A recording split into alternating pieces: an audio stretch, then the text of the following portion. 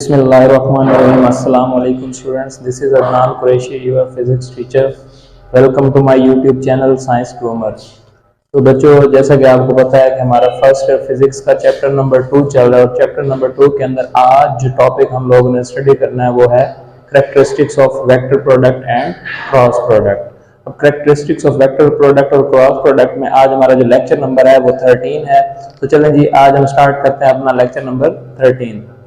तो lecture number 13 के अंदर क्योंकि हमने कैरेक्टरिस्टिक्स पढ़नी है और कैरेक्टरिस्टिक्स के अंदर हमने सबसे पहले हम डिस्कस करते हैं उसकी डायग्राम। और डायग्राम में हमारे पास आपको पता है कि दो वेक्टर्स हैं, एक हमारा वेक्टर है A और एक वेक्टर है B। अगर हम इसको वेक्टर A का नेम देते हैं और इसको वेक्टर B का नेम देते हैं और इनके दरमियान एंगल है from A to B theta angle, और इन दोनों का जो रिजल्टेंट वेक्टर आएगा वो हमारे पास A क्रॉस B आएगा और वो उसकी डायरेक्शन होगी अपवर्ड। तो इसको हम नेम देंगे A क्रॉस B का, और इसी को हम n यूनिट वेक्टर से भी जाहिर कर सकते हैं।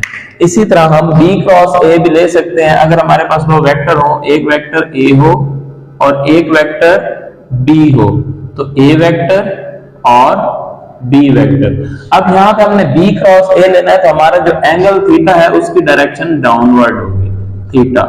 तो अब इस सूरत में हमारे पास जो रिजल्टेंट वेक्टर बनेगा वो डाउनवर्ड बनेगा, जिसको हम बोलेंगे A क्रॉस B। अब ये A क्रॉस B को भी हम n यूनिट वेक्टर से जाहिर कर सकते हैं। तो अब देखें, ये हमारे पास दो वेक्टर्स बने हैं। अगर हम देखें, जब हमने A क्रॉस B लिया तो हमारे पास रिजल्टेंट वेक्टर की जो डायरेक्शन थी वो अपवर्ड थी। जब हमने B क्रॉस A लिया तो हमारे पास जो रिजल्टेंट वेक्टर की डायरेक्शन थी वो डाउनवर्ड थी। तो यहां से हमने क्या नतीजा निकाला कि हमारे पास जो A क्रॉस B है वो B क्रॉस A के इक्वल नहीं होता। तो यहां से मैं कह सकता हूं कि A क्रॉस B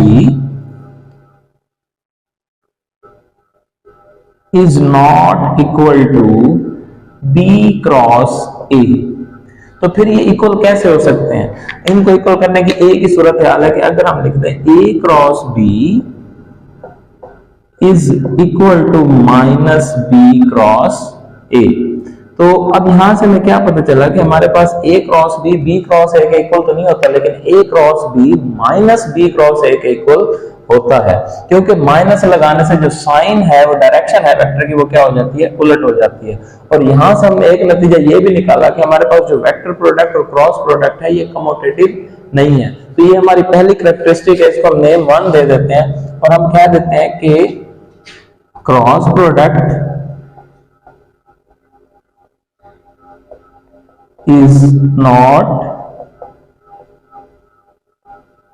कम्यूटेटिव, कि हमारी जो क्रॉस प्रोडक्ट है ये कम्यूटेटिव नहीं है। मतलब A cross B cross A के इक्वल नहीं है। अगर A क्रॉस B का वेक्टर ऊपर है तो B क्रॉस A का वेक्टर नीचे है, और अगर हम इनको इक्वल करना चाहते हैं तो हमें इनका माइनस का साइन लगाना पड़ेगा। अब हम चलते हैं दूसरी कैरेक्टरिस्टिक की तरफ। तो दूसरी कैरेक्टरिस्टिक हमारे पास क्या है, वो है जी cross product of two parallel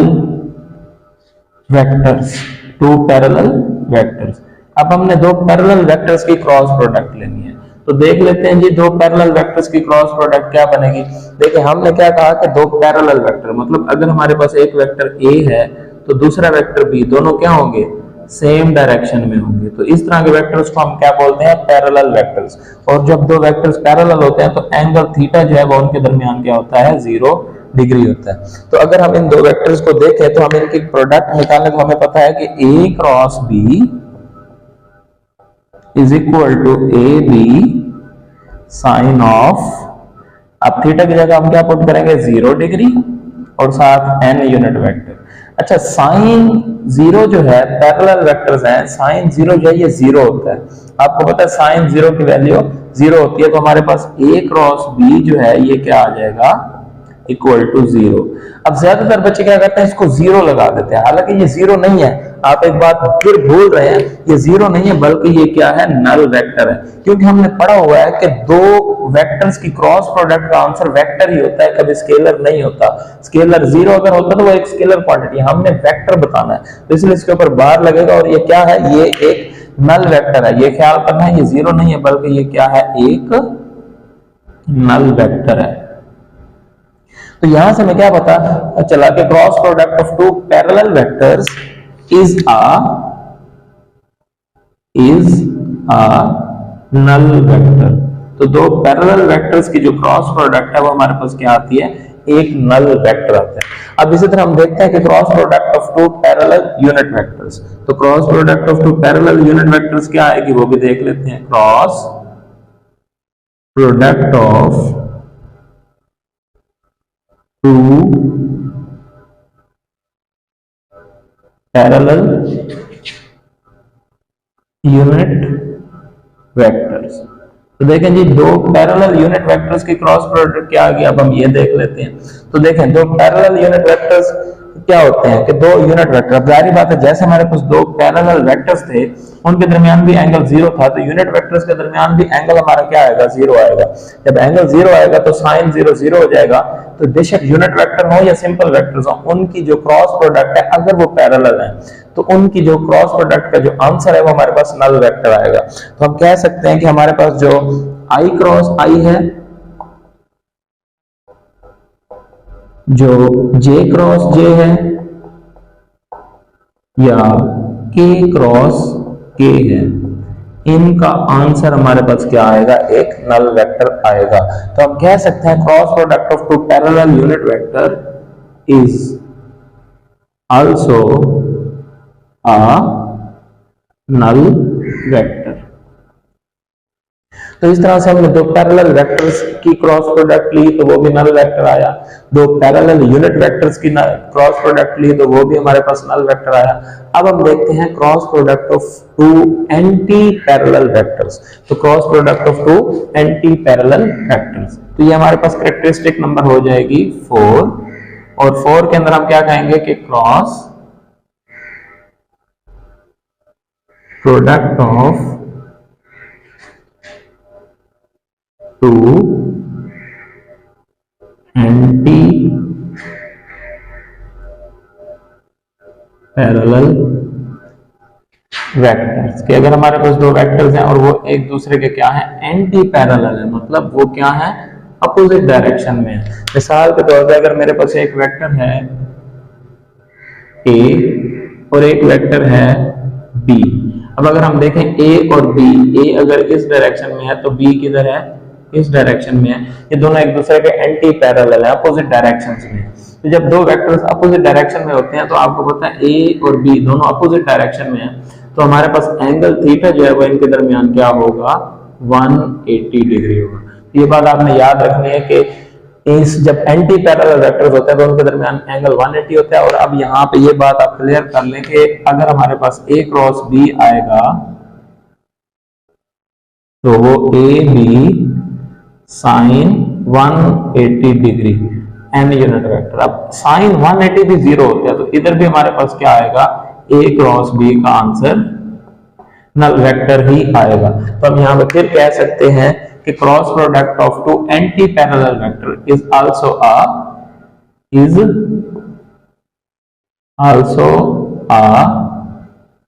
null vector. हमारे पास दो एंटी पैरेलल वेक्टर्स की क्रॉस प्रोडक्ट भी हमारे पास क्या आती है, एक नल वेक्टर आता है। तो इस तरह से ये हमारी हो गई फोर्थ कैरेक्टरिस्टिक। अब हमारे पास ये फोर्थ कैरेक्टरिस्टिक तक जो हमने पढ़ा है, इन कैरेक्टरिस्टिक से रिलेटेड हमारे पास कुछ 2-3 एमसीक्यूज हैं, पहले हम वो डिस्कस करते हैं, फिर हम इंशाल्लाह चलेंगे नेक्स्ट कैरेक्टरिस्टिक की तरफ। तो देखें सबसे पहले आप देखें, मैंने आपको पहली कैरेक्टरिस्टिक क्या बताई कि क्रॉस प्रोडक्ट जो है वो नॉट कम्यूटेटिव है, कम्यूटेटिव नहीं है। तो देखें अब यहाँ पे हमारे पास इसी से रिलेटेड एमसीक्यूज है, what is the angle between A cross B and minus B cross A. अब इस एमसीक्यूज के अंदर बच्चे गलती क्या करते हैं, वो कहते हैं कि ए क्रॉस बी का आंसर अगर ऊपर था, बी क्रॉस ए का आंसर नीचे था, तो इनके दरमियान जो एंगल बनेगा वो 180 डिग्री बनेगा। और बच्चे क्या कर देते हैं, 180 डिग्री पे टिक कर देते हैं। हालांकि ये बात आपने नहीं सोची कि ये ए क्रॉस बी और ये माइनस बी क्रॉस ए है, तो जब माइनस बी क्रॉस ए हो जाएगा तो उसकी भी डायरेक्शन जो है वो क्या हो जाती है, रिवर्स हो जाती है। तो दोनों सेम डायरेक्शन में चले जाते हैं, और ऐसे सूरत में उनके दरमियान जो एंगल बन रहा होता है वो बेसिकली 180 डिग्री नहीं होता बल्कि 0 डिग्री होता है। तो ये बात आपने क्लियर करनी है, क्योंकि माइनस का साइन डायरेक्शन उलट देता है, तो a cross b minus b cross a के तो इक्वल होता है, लेकिन a cross b cross a के इक्वल नहीं होता। अब आगे हमारे पास है दूसरा, ये जो है वो eight what angle cross product is 0। तो देखें अब यहां पे भी बच्चे गलती करते हैं, वो कहते हैं at what angle cross product is 0। तो देखें हमारी क्रॉस प्रोडक्ट कहां पे 0 आ रही थी। अगर हमारे पास 0 डिग्री का एंगल हो तो भी हमारी क्रॉस प्रोडक्ट 0 आ रही थी, अगर हमारे पास एंगल 180 डिग्री हो तो फिर भी हमारे पास जो क्रॉस प्रोडक्ट है वो 0 आ रही थी। तो इसका मतलब है कि हमारा जो आंसर बन रहा है वो क्या है, बोथ ए एंड बी, क्योंकि 0 डिग्री पे भी क्रॉस प्रोडक्ट का आंसर 0 आता है, 180 डिग्री पे भी क्रॉस प्रोडक्ट का आंसर 0 आता है। लेकिन यहाँ पे आप एक बात फिर भी, अब बच्चे क्या करते हैं फौरन से देखते हैं और इस पे टिक कर देते हैं। अब यहाँ पे एक बात फिर भूल गए हैं, मैंने आपको भी बताई है कि 0 एक स्केलर क्वांटिटी है और क्रॉस प्रोडक्ट का जो आंसर आता है वो हमेशा वेक्टर क्वांटिटी होती है। तो इसका मतलब है कि 0 पे भी अगर हम कहते हैं कि 0 तो पॉसिबल नहीं है, 180 पे भी 0 पॉसिबल नहीं है, क्योंकि उसका आंसर आता होता है नल वेक्टर। तो इसका मतलब है कि इसका आंसर फिर क्या बनेगा, नॉट पॉसिबल। कभी भी क्रॉस प्रोडक्ट का आंसर 0 तो आ ही नहीं सकता। इस तरह है, हाँ अगर ऐसा होता कि वो magnitude of the cross product कहता फिर वो 0 हो सकता था, या फिर हम कह सकते हैं at what angle cross product is a null vector. तो क्रॉस प्रोडक्ट का आंसर नल वेक्टर आ सकता है, होना वेक्टर चाहिए। तो इस केस में हम कह सकते हैं बोथ, क्योंकि 0 पे भी नल वेक्टर आता है और 180 डिग्री पे भी नल वेक्टर आता है। तो चलें जी, ये हमारे हो गए एमसीक्यूज। अब हम चलते हैं अपनी नेक्स्ट कैरेक्टरिस्टिक, फिफ्थ कैरेक्टरिस्टिक की तरफ। तो फिफ्थ कैरेक्टरिस्टिक है cross product of, self cross product of vector. Self cross product of a vector, कि हमारे पास अगर कोई वेक्टर है उसके अपने साथ अगर हम क्रॉस प्रोडक्ट लें तो उसका आंसर क्या आएगा। सिंपल है, अगर एक वेक्टर ए है इधर तो दूसरा वेक्टर भी ए होगा, वो बिल्कुल सेम होगा, तो उसकी डायरेक्शन भी सेम होगी और वो वेक्टर का मैग्नीट्यूड भी सेम होगा और उनके दरमियान जो एंगल थीटा है वो भी क्या होगा, 0 डिग्री होगा। तो इस सूरत में भी हमारे पास आंसर जो है वो नल वेक्टर ही आएगा। मतलब अगर हम लेते हैं ए क्रॉस ए तो ये हो जाएगा ए इंटू ए, मतलब ए का square sine 0 degree n unit vector. तो इसका भी साइन 0 0 होता है, तो अब होता है इधर भी क्या आ जाएगा, नल वेक्टर। तो self cross product of a vector is also a null vector. तो आप कह सकते हैं self cross product of a vector is a null vector. तो सेल्फ क्रॉस प्रोडक्ट का आंसर भी हमेशा क्या आता है, नल वेक्टर आता होता है। अब यहां पे हम लेते हैं cross product of two perpendicular vectors. अगर हमारे पास दो वेक्टर्स परपेंडिकुलर हो एक दूसरे के तो फिर क्या होगा। तो सिक्स्थ कैरेक्टरिस्टिक है self cross product of two perpendicular vectors, sorry cross product of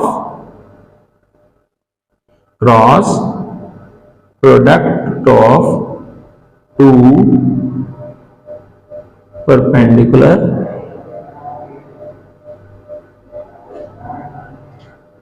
vectors. तो देखें जी, अब cross product of two perpendicular vectors का क्या मतलब है कि हमारे पास अगर एक वेक्टर ए इस डायरेक्शन में है तो दूसरा वेक्टर बी इस डायरेक्शन में होगा, ए और बी, और इनके दरमियान जो एंगल है वो कितना होगा, 90 डिग्री का एंगल होगा। तो इनके दरमियान जो एंगल थीटा है वो कितना होगा, 90 डिग्री। तो इस सूरत में हम जब लेंगे साइन 90, तो साइन 90 जो है वो 1 होता है। तो इसका मतलब है इस केस में आपका मैग्नीट्यूड जो है वो क्या आएगा, मैक्सिमम आएगा।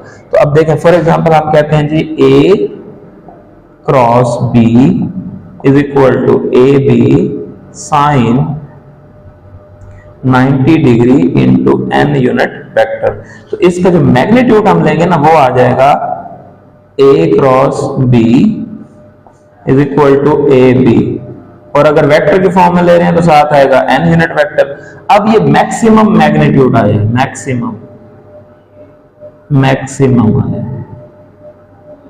तो आप यहां पे कह सकते हो कि cross product of two perpendicular vector है maximum value, have cross product of two perpendicular vectors have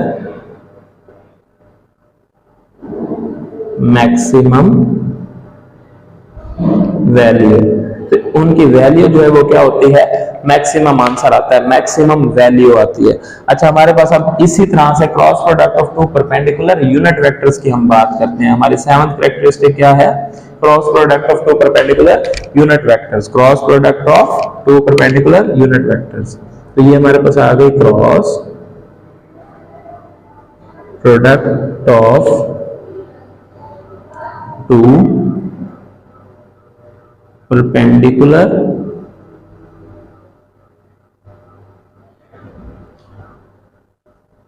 unit vectors. तो देखें cross product of two perpendicular unit vectors हम देख लेते हैं कि हमारे पास क्या आती है। देखें, इसको समझने के लिए ना आपके पास एक जबरदस्त चीज है, और वो क्या है कि आपने एक साइकिल बनाना है, और इस साइकिल में ये आपका एरो है, इसको आप आई कह दो, इसको आप जे कह दो, और इसको आप के कह दो। तो आई, जे और के। अब देखें, अगर आप यहां पे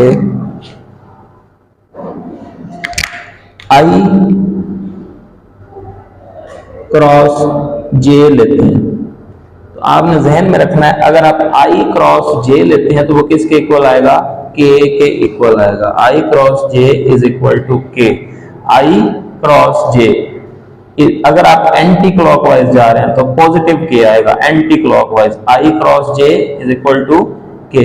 इसी तरह अगर जे क्रॉस के लेते हैं, J cross K, J cross K is equal to आई।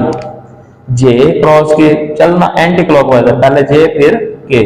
इस तरह अगर आप के क्रॉस आई लेते हैं, के क्रॉस आई मतलब चलना एंटी क्लॉकवाइज है, और के क्रॉस आई, तो ये इक्वल आएगा के क्रॉस आई, तो ये जे के इक्वल। अब ये हम चल रहे थे एंटी क्लॉकवाइज डायरेक्शन में, अगर हम चलते हैं क्लॉकवाइज, इसी एंटी क्लॉकवाइज डायरेक्शन की अपोजिट डायरेक्शन में, तो फिर भी ये इक्वल आएंगे, लेकिन साइन नेगेटिव का हो जाएगा। जैसे मिसाल के तौर पर यहां पे हम ले रहे थे आई क्रॉस जे, अगर मैं इस आई क्रॉस जे को कन्वर्ट कर देता हूं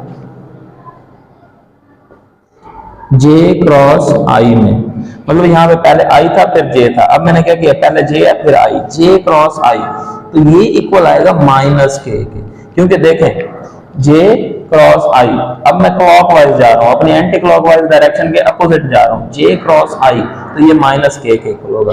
बिल्कुल सेम इसी रूल के तहत अगर मैं जे क्रॉस के आई था तो के क्रॉस जे, के क्रॉस जे, तो के क्रॉस जे जो है ये माइनस आई के इक्वल आएगा। इस तरह अगर इसको उल्टाऊंगा, अगर के क्रॉस आई जे था तो आई क्रॉस के जो है ये माइनस जे के इक्वल आएगा।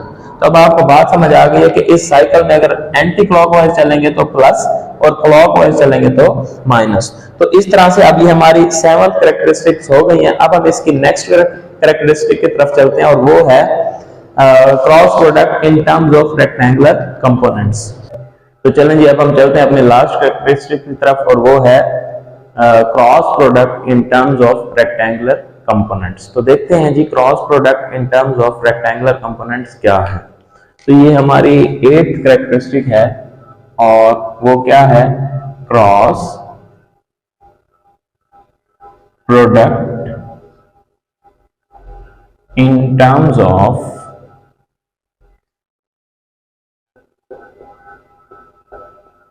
Rectangular components.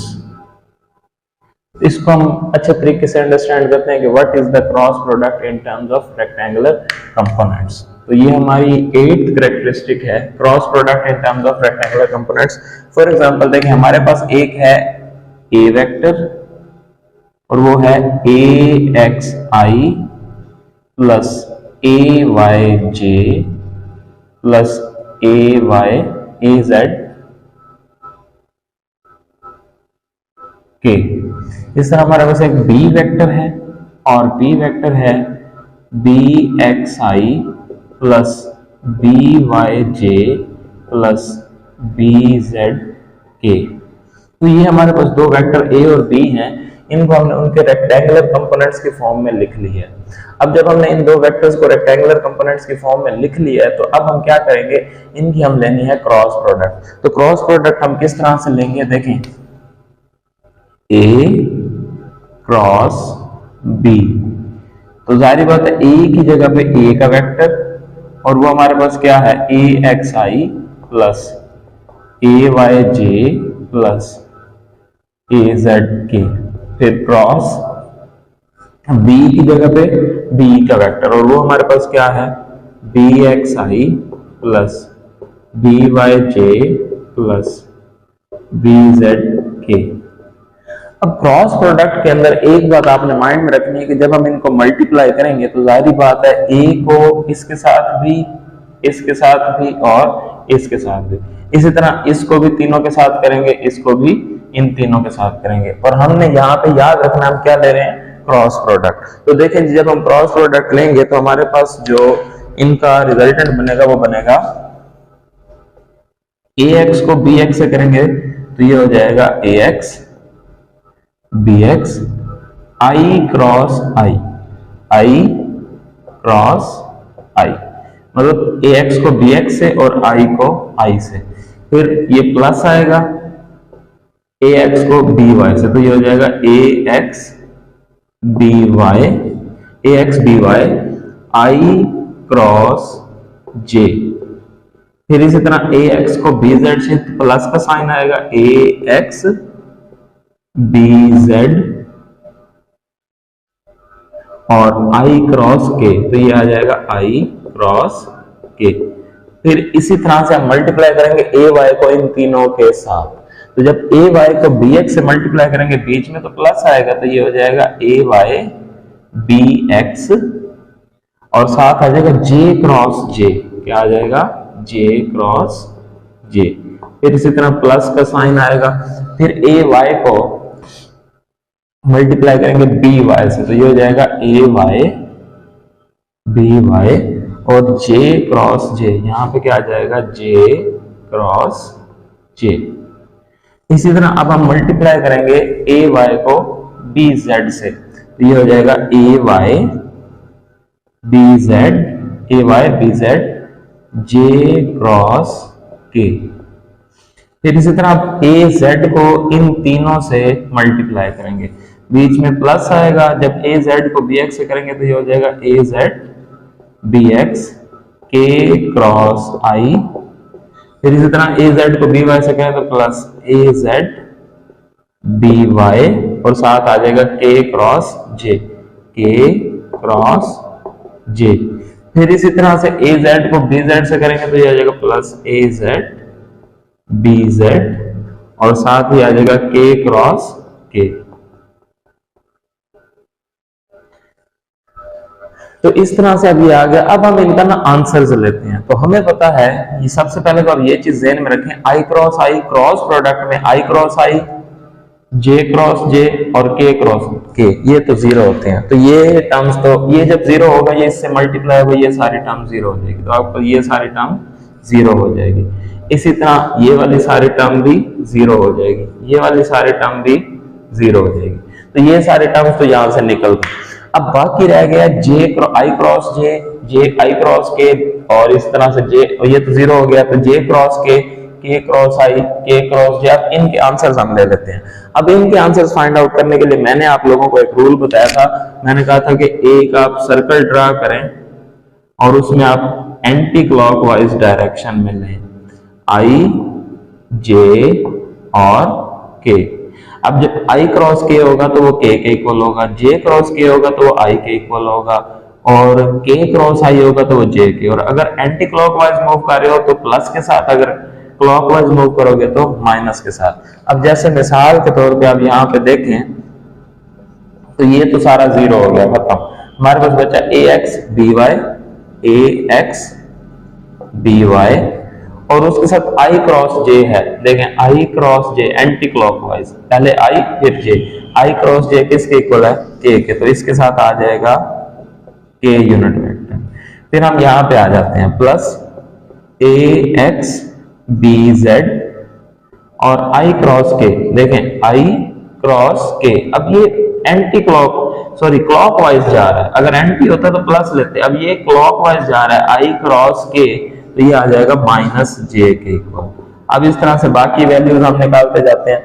हमारे पास पहला भी हो गया, दूसरा भी हो गया, ये तो 0 हो गया जे क्रॉस जे। सॉरी, यहाँ पे हम एक मिस्टेक कर गए हैं, ये जो ए वाई बी एक्स है, ए वाई बी एक्स, ये है जे क्रॉस आई, जे क्रॉस आई। तो ये बेसिकली हमारे पास 0 नहीं है, हमारे पास 0 ये वाली टर्म होनी थी, ये टर्म हमारे पास 0 होनी थी, क्योंकि ये जे क्रॉस जे है, ये वाली टर्म 0 और ये वाली टर्म हमारी 0 नहीं होनी, ये हमारी टर्म है ए वाई बी एक्स जे क्रॉस आई।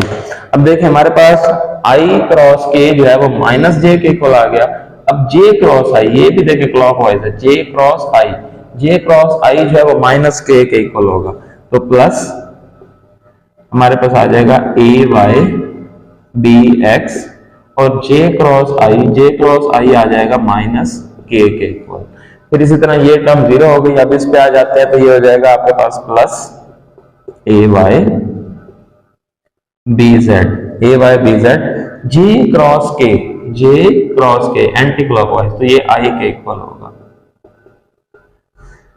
इसी तरह ए जेड बी एक्स, तो यहां पे आ जाएगा plus A Z B x और ये के क्रॉस आई है, के क्रॉस आई, तो ये किसके इक्वल होगा, जे के। फिर इसी तरह आगे हम चलते हैं, ए जेड बी एक्स हो गया, अब ए जेड बी वाई, तो ये आ जाएगा plus A Z B Y, के क्रॉस जे देखें क्लॉकवाइज, तो ये माइनस आई के इक्वल होगा, माइनस आई यूनिट वेक्टर। इस तरह हमारे पास ये 0 हो गया। अब ये सारी टर्म्स आ गई हैं, अब इनको हम सिंप्लीफाइड फॉर्म में ले आते हैं। तो देखिए हमारे पास अब क्या बनेगा, ए एक्स बी वाई के, अब इसके साथ में इसी तरह ये प्लस माइनस माइनस ए x B Z J unit vector, ये माइनस बाहर चला गया, तो इस तरह ये प्लस माइनस माइनस ए वाई बी एक्स और ये के यूनिट वेक्टर। फिर इस तरह से ये plus A Y B Z I unit vector. फिर इस तरह से ये plus A Z B X J unit vector. फिर ये प्लस माइनस माइनस माइनस बाहर आ जाएगा, तो ए जेड बी वाई और साथ आ जाएगा आई यूनिट वेक्टर। तो इस तरह से ये सारी वैल्यूज आ गई। अब इसमें हमने करना ये है, जो आई वाली वैल्यूज है उनको इकट्ठा कर लेते हैं, जे वाली इकट्ठा और के वाली इकट्ठा, और उनमें से कॉमन ले लेते हैं।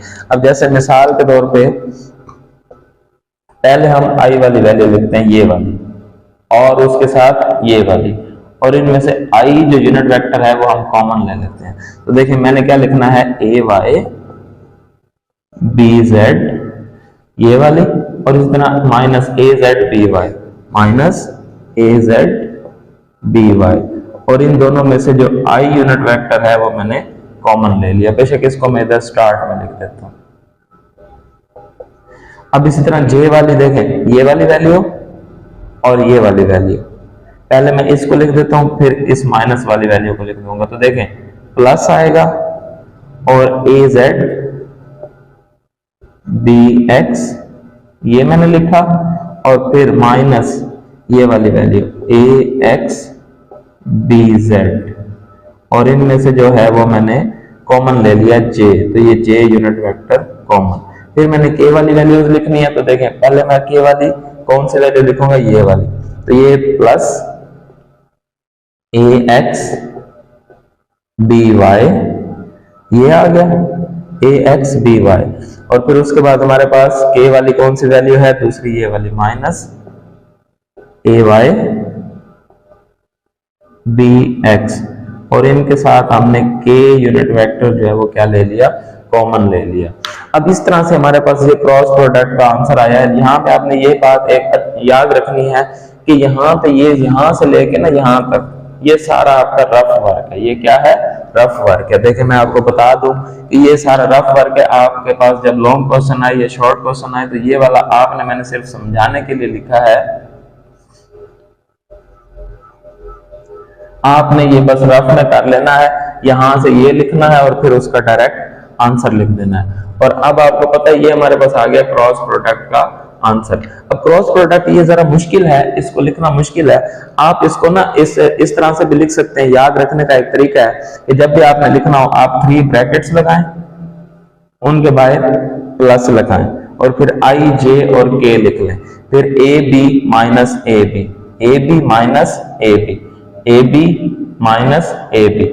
और फिर देखें जहां आई होगा वहां वाई जेड, जेड वाई कर दें, जहां जे होगा वहां वाई नहीं आएगा, जेड एक्स एक्स जेड, और जहां पे के होगा वहां पे जेड नहीं आएगा, एक्स वाई वाई एक्स। तो इस तरह से साथ लिख दें तो ये आपके पास क्रॉस प्रोडक्ट को एक किस्म का याद करने का तरीका भी है। अच्छा, अब क्रॉस प्रोडक्ट को ना इन टर्म्स ऑफ हम डिटर्मिनेंट्स भी कर सकते हैं। तो अगली हमारे पास है इसकी कैरेक्टरिस्टिक नंबर 8, वो हमारे पास क्या है, उसको हम 9th कैरेक्टरिस्टिक कह देते हैं कि cross product in terms of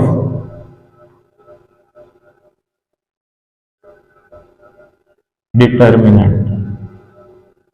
अब डिटर्मिनेंट के टर्म में हम क्रॉस प्रोडक्ट को कैसे लिख सकते हैं, देखें उसमें हमारे पास ये होता है कि हमने एक डिटर्मिनेंट बनाना है, मतलब a क्रॉस b, और डिटर्मिनेंट कैसे होगा कि हमारे पास जो रेक्टेंगुलर कंपोनेंट्स गिवन है उनमें i j और k को सबसे पहले पहली फर्स्ट रो बना लेना है, i j और k, और उसके साथ पहला जो वेक्टर है उसका ax ay az को दूसरी रो बना लेना है, ax ay az, और जो दूसरा वेक्टर है उसके कोएफिशिएंट्स को तीसरी रो बना लेना है, मतलब bx by और bz। अब ये हमारे पास डिटर्मिनेंट बन गया। अब इस डिटर्मिनेंट को हमने क्या कर लेना है, एक्सपेंड कर लेना है। तो हमारे पास a cross b is equal to, आपको पता है डिटर्मिनेंट ओपन करने का तरीका क्या है कि इसको अगर i ले रहे हैं हम तो इसको और इसको क्रॉस कर देंगे, इसको इसके साथ, इसको इसके साथ, तो ये हमारे पास आ जाएगा ay bz minus by az। फिर इसी तरह आपको पता है दूसरे में क्या लगाते हैं, पहले प्लस फिर माइनस। अब जब माइनस लगाएंगे तो हम क्या ले रहे हैं, j ले रहे हैं। तो अब ये रो, ये कॉलम और ये रो खत्म, तो ax को bz से मल्टीप्लाई करेंगे, ax bz, और बीच में आएगा माइनस bx az। फिर इसी तरह से हम तीसरा जो लेंगे वो हमारे पास क्या होगा, प्लस k। जब k लेंगे तो ये कॉलम ये रो खत्म, तो हमारे पास आएगा ax by minus bx ay। तो इस तरह से ये आंसर आ गया। अब बाजू तक हम क्या करते हैं, माइनस का साइन अंदर से कॉमन ले लेते हैं, जो माइनस वाला है वो प्लस होके पहले आ जाता है, जो प्लस वाला है वो माइनस होके बाद में चला जाता है, और ये अरेंज हो जाता है और यहाँ पे प्लस आ जाता है। तो इसी चीज को हम यूं भी लिख सकते हैं, a cross b is equal to i into ay bz minus by az। फिर इधर से माइनस कॉमन लेंगे तो ये प्लस j हो जाएगा, और ये पहले आ जाएगा bx az और माइनस ax bz, और प्लस के ax by minus bx ay। तो इस तरह से ये आपका क्रॉस प्रोडक्ट को लेने का एक और तरीका भी है। इस तरीके से भी आप अपने क्रॉस प्रोडक्ट जो है वो फाइंड आउट कर सकते हैं। अब इसी तरह हमारे पास लास्ट जो है 10th कैरेक्टरिस्टिक है, वो क्या है कि अगर हमारे पास जो क्रॉस प्रोडक्ट है उसका मैग्नीट्यूड ले लें, मतलब हमारे पास हमें पता है कि a क्रॉस b जो है ये इक्वल होता है ab sine theta n unit vector. लेकिन जब आप इसका मैग्नीट्यूड लेंगे तो ये हो जाएगा a क्रॉस b का मैग्नीट्यूड, और जब मैग्नीट्यूड लेते हैं तो डायरेक्शन शो नहीं करते, तो हमारे पास आ जाएगा A B sine of theta. अब ये कैसे आता है, अब ये जो चीज होती है ना मैग्नीट्यूड ऑफ क्रॉस प्रोडक्ट, मतलब इसको हम बोलते हैं एरिया ऑफ पैरेललोग्राम, तो हम इसको कह सकते हैं कि ये किसके इक्वल होता है, एक पैरेललोग्राम के एरिया के इक्वल होता है क्या, क्रॉस प्रोडक्ट का मैग्नीट्यूड। मतलब अगर हमें दो वेक्टर्स गिवन हो, आप उनकी क्रॉस प्रोडक्ट लो और क्रॉस प्रोडक्ट लेने के बाद उनका मैग्नीट्यूड लो, तो वो एरिया ऑफ पैरेललोग्राम के इक्वल आते हैं। पैरेललोग्राम क्या होती है, मतलब हम अगर ले रहे हैं ए क्रॉस बी, ये ए हो गया, ये बी हो गया। अब इनको अगर आप यूं एक्सपेंड करें तो हमारे पास ये एक पैरेललोग्राम बनती है और इसका जो एरिया होता है ना वो क्रॉस प्रोडक्ट के मैग्नीट्यूड के इक्वल होता है। तो इस तरह से स्टूडेंट्स हमारा जो है कैरेक्टरिस्टिक्स ऑफ क्रॉस प्रोडक्ट वाला टॉपिक जो है वो कंप्लीट हो गया। अगर आपको मेरा लेक्चर अच्छा लगा तो आप इसको मेरे चैनल को सब्सक्राइब जरूर कर दें और मेरी वीडियोस को शेयर जरूर कर दें। अब जो है इंशाल्लाह हम नेक्स्ट लेक्चर में मेरी आपसे मुलाकात होगी टॉर्क वाले टॉपिक में। तो नेक्स्ट लेक्चर तक के लिए अल्लाह हाफिज।